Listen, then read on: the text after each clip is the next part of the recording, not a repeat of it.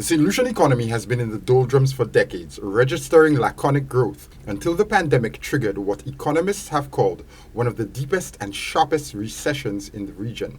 Now, after 3 consecutive years of unprecedented growth, the Eastern Caribbean Central Bank is projecting strong growth for the island over the next 2 years. Housing and Local Government Minister Richard Frederick reported the meeting to Parliament.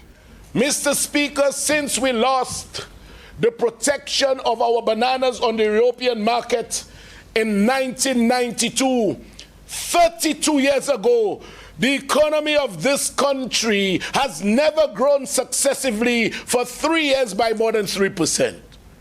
Guess what? Guess what? For the last 3 years, we have grown by more than 3%. Central Bank Governor Trevor Antoine met with Cabinet on Monday, where he shared the bank's projections on Saint Lucia's economic growth. Only yesterday, we received what was a refreshing presentation from the Eccb staff, Mr. Speaker, captained by the governor of the Eastern Caribbean Central Bank. And Mr. Speaker, though this forum may not provide me with the opportunity to explain to the people of Saint Lucia the trajectory on which our country was from 2016 up to 2021.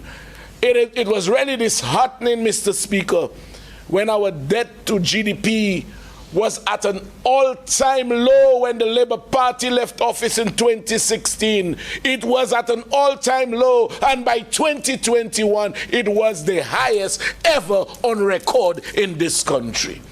In Parliament on Tuesday, Richard Frederick presented details of Cabinet's meeting with the Central Bank Governor. The governor of the Central Bank put this chat up in Cabinet, and I was audacious enough to ask him what you think accounted for that rise in debt to GDP between 2016 and 2021, and obviously the fall from 2021 till now. He said, Mr. Frederick, I know where you're going. That was his answer. But it is just prudent management, Mr. Speaker.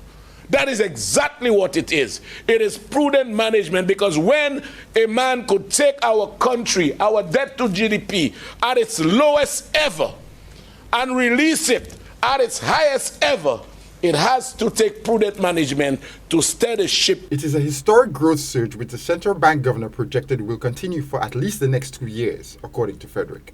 The governor of the Eccb indicated we're on a trajectory to grow by between 7 and 7.5% at the end of this financial year. And he projects a 4% growth next year. That would mean, Mr. Speaker, that would mean that Saint Lucia would enjoy a record under this administration of 5 years of consecutive growth of more than 3% every year.